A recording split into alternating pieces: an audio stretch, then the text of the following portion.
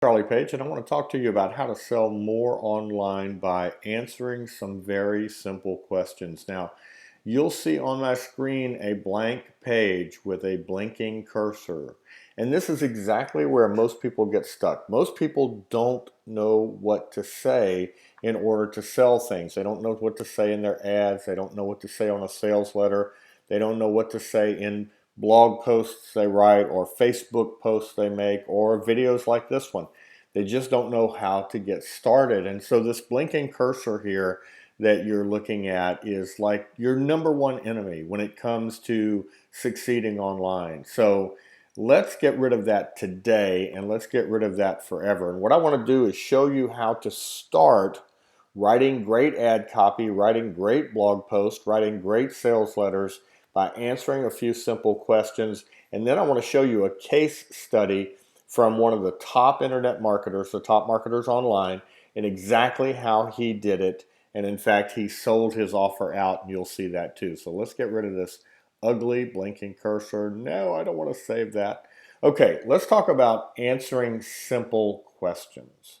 So when I get stuck and I need to have inspiration for how to write ad copy, to write a sales letter, to write an article, to write anything, I go to these questions every single time. Who, what, where, when, why, and how. And, this is self-evident. This is fifth grade stuff, right? This is everything we learned in elementary and primary school about how to figure out the answer to a question. But we forget it. We try to come up with these formulas and these swipe files and these big courses that we take on copywriting, when in fact, what people want from us are just the facts, but they want those facts presented to them in a way that encourages them. The more you encourage people that something's possible, the more you will sell. So I don't like a negative approach. I like a positive approach. And this formulation can give you that. So you don't have to use all six of these questions every single time. In just a few minutes, you're going to see that our well-known internet marketer didn't use all of these questions. But I want to show you a real-life case study, because sometimes when I share this with clients, it seems abstract. It seems like, well, yeah, I can just answer these questions and come up with copy. It doesn't seem that easy. So I'm going to show you the example in just a second. But first, let's talk about this. When it comes to selling things online, how do these questions help you? Well, number one, who? Who needs this? Who needs what you are offering? Number two, what are you offering? What specifically? Is it a course? Is it a download? What is it? Where will they consume it? Where can they access it? Is it in a membership site? Do they download it? Do you call them on the phone? Do you come to their house? The clearer you can make these points, the more you will sell. When can they get access to it? Is it in 2 weeks? Is it still being created? Is this a pre-release thing where it's going to be available in 10 days? Or can they access it right now, like instant access? Why would they want to have this? This is probably where most people spend most of their time trying to figure out, why would Jane buy my product? And it's a very important thing. But if you just focus on why your product's the best, why your product pricing is the best, why people should take action now, if you just focus on that, your marketing will be one-dimensional, and people are multidimensional. And then how specifically does this work? Now, write these questions down or memorize them real quickly, and we're going to take a look at a case study. I'm going to try to open this in Chrome, and you're going to see that it's been forwarded to another page. So bear with me for a second. This is the headline. Now we go to the actual page. This is the old page. There's where the video was. And look, this is Frank Kern I'm talking about. The offer is currently expired while we calculate availability. Here's what that means in marketing speak. He's sold out. And once he has availability, he'll open the offer again. All right, what we're going to do, since we can't see it live on the web, since he's now forwarded it to a sold out page, is we're going to come over here and we're going to say, let's get a quick look at this. All right, that opens it up here without having to be on the internet. So I'm going to go ahead and open it up a little wider so you can see everything. Now, there are three things at the top of this sales letter that are very, very important. Number one, how to make your ads work without spending a fortune.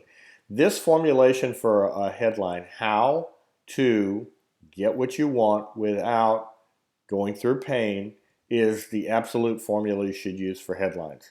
So this is a great headline. Now it's expanded. There was a video here, as you saw a moment ago. Now it's expanded by a sub-headline that says get leads, customers, or both in 5 days or less. See, that's the timed part, the in 5 days or less. You want to get it quick. And then this is how it works. Work with me live for 5 days. Let's build an ad campaign that gets results. Okay, so great headline writing. Frank's a very good writer. He's good at writing these headlines. Now let's take a look at the answering questions part of the equation. Look at how he has this sales letter structured. Now, let me tell you something, my friend. He wants to sell as much of this as he can. So he's not just throwing this out there because he can get it done quick and he's in a hurry. He's using this formula on purpose. He's using this very plain, no graphics, nothing fancy, just bulleted lists formula on purpose because it's what works in today's world. All right, question number one that he asks is what we're doing. I'm not going to read you all this because you can read it for yourself, but look at this question here, what we're doing. That answers the what question.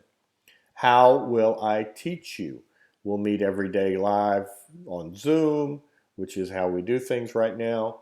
But here's the important thing. He's answering the how question. Very, very important.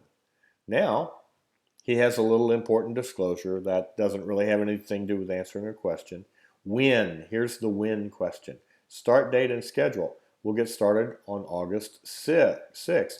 And then he talks about also, how you access it and stuff like that.